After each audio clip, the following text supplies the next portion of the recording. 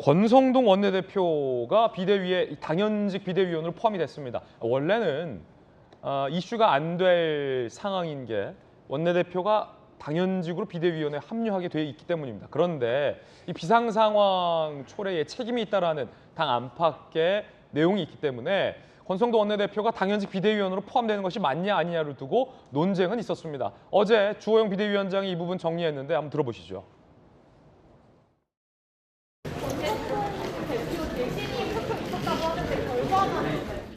권성동 대표께서 일부 의원님들 중에서 책임지고 물러나라는 이야기도 있고 이런 상황에서 재신임 절차가 없이는 아마 원활한 원내대표 수행이 어렵다고 보신 것 같아요. 그래서 오늘 의총에서 재신임을 물었고 찬성 쪽이 압도적으로 많은 걸로 그렇게 결정이 났습니다. 의원님들께서 다시 일할 기회를 주셔서 감사드리고 어깨가 무겁습니다. 권성동 원내대표가 재신임을 얻었다라는 겁니다. 이준석 전 대표 입장은 어떨까요? 강한 반발을 하고 있습니다. 나만 내치고 대통령과 원내대표가 만든 비상 상황에 대해서 당대표 내치고 사퇴 종결. 자, 이게 이준석 대표 이 문제 인식인데 이 상황은 대통령하고 원내대표 당신들이 만들었다. 나는 책임 없다라는 심리가 이 첫 문장에 드러나는군요. 도대체 어디가 비상이었고 누가 책임진 거냐? 체리 따봉 노출로 비상상황 선언한 직무대행이 재신임 받는 아이러니다 라고 비판을 했습니다. 정혁진 변호사님. 네네. 그러니까 이준석 대표의 문제 제기는 예를 들어서 교통사고가 나면 이제 과실 비율을 책정하는데 일방적인 과실은 뭐 100대 0인데 잘 100대 0은 안 나고 쌍방과실이다면 한 5대 5. 이 대표는 쌍방과실도 아니고 니들이 과실이다. 지금 이 주장인 것 같아요. 그럼에도 불구하고 권성동 원내대표라 당연직으로 들어가지만 당내에서도 좀 논란은 있었잖아요.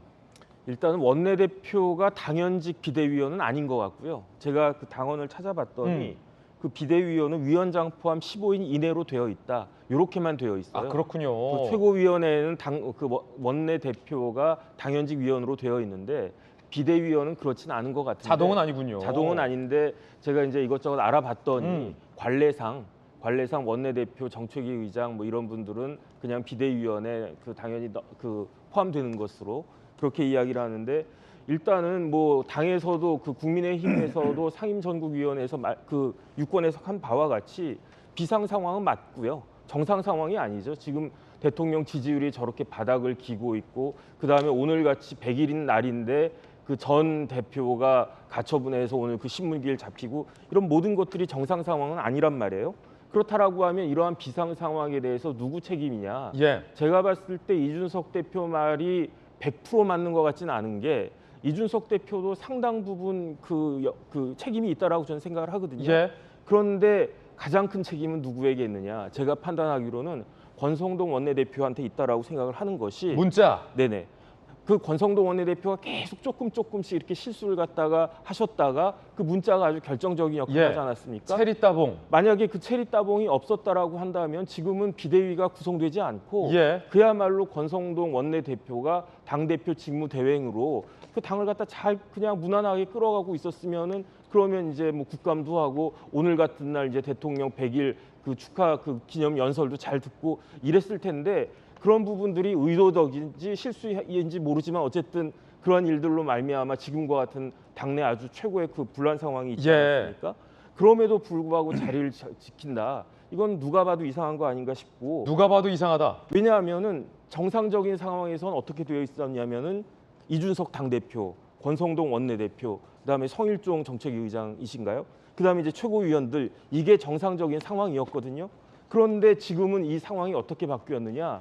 한 명밖에 안 바뀌었어요. 네. 누구냐면은 비대위원장 주호영. 그러니까 이준석을 대체하는 주호영 비대위원장. 그다음에 이제 최고위원들이 비대위원으로 교체된 것뿐이고 핵심적인 두 분 권성동, 성일종 뭐 의장님이야 뭐 그렇게 그 책임은 없으신 것 같고 그렇기 때문에 이거는 그 제가 이준석 대표 말이 요즘에 하는 말이 그 별로 이렇게 공감이 안 되는데 이 부분에 있어서만은 좀 이상하다라고 하는 이준석 대표의 전 대표의 이야기는 나름대로 일리가 없지 않다라고 저는 그런 생각이 듭니다. 권성도 원내대표는 전혀 책임지는 모습을 보여주지 않았다라는 정혁진 변호사의 지적입니다. 이준석 전 대표 이야기 들어보시죠. 원내대표의 부주의로 그 메시지가 노출되었는데 그들이 내린 결론은 당대표를 쫓아내는 일사불란한 절차를 진행하는 것이라면 전혀 공정하지도 정의롭지도 않은 판단입니다. 우선 저는 체리 따봉을 못 받아봤고요. 단 한 번도 받아본 적이 없습니다. 그런 거 뒷담화 할 거면 들키지나 말지. 그래가지고 이제는 돌이킬 수가 없게 됐잖아요. 제가 체리 따봉 보내라 시켰습니까 제가? 체리 따봉 받을 만한 뭐 일을 했다면 그게 뭔지 밝혀야죠. 이준석 전 대표 주장은 체리따봉 들킨 건 당신 아니냐.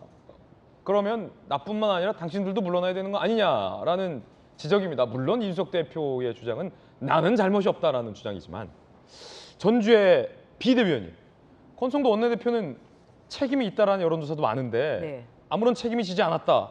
당내에서도 이런 지적이 있어요. 그래서 어제 의총에서 예.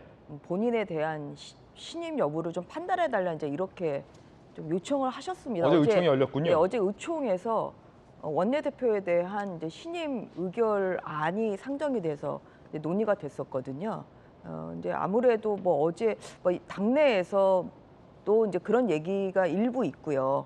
뭐 이러한 사태에 대해서 당연히 이제 또 원내대표도 책임을 당연히 져야 되는 거 아니냐 뭐 이런 이제 시각도 있기 때문에 예. 네, 그런 부분에 대해서 어제 비대위원 좀 발표를 하는 상황에서 본인도 굉장히 부담을 많이 느끼셨죠. 그래서 그 부분에 대해서 이제 의원들에게 신임 여부에 대한 판단을 구했습니다. 그런데 뭐 저희도 뭐 여러 가지 생각을 의원들이다 보니까 가행하게 할 수는 있지만 지금 이제 시기가 굉장히 당이 좀 어려운 시기고 그리고 또 바로 이제 얼마 후인 이제 9월부터는 정기국회가 시작입니다. 예. 그러니까 정기국회의 총사령탑은 사실상 원내대표가 해야 되는 거거든요. 그래서 근데 그런 상황에서 이 사령탑을 바꾸는 문제는 또 다른 문제다. 시기적으로는 오히려 당을 더 좀 혼란하게 만드는 면이 있다. 좀 그러한 의견을 가진 의원들이 더 많았던 것 같아요. 그래서 예. 어제 비밀 투표로 저희가 신임 여부를 결정을 했는데 아, 이 중요한데 비밀 네. 투표했어요? 네, 비밀 오. 투표로 했는데요. 근데 더 많은 압도적인 이제 차이로 신임을 받으셨죠. 그래서 일단은 좀 이렇게 일단락이 좀 된 상황입니다만 앞으로 또 어떠한 변수가 있을 수가 있기 때문에 현재는 지금 권 대표님이 그렇게 좀 신임을 받은 이제 상황으로 넘어가지만 또 앞으로 또 어떠한 좀 뭐 사태가 좀 발생하느냐에 따라서는 또 한 번 예. 그런 책임을 좀 묻는 뭐 이런 상황이 뭐 연출될 가능성도 배제할 수는 없을 것 같습니다. 그렇군요. 의미심장한 발언이에요.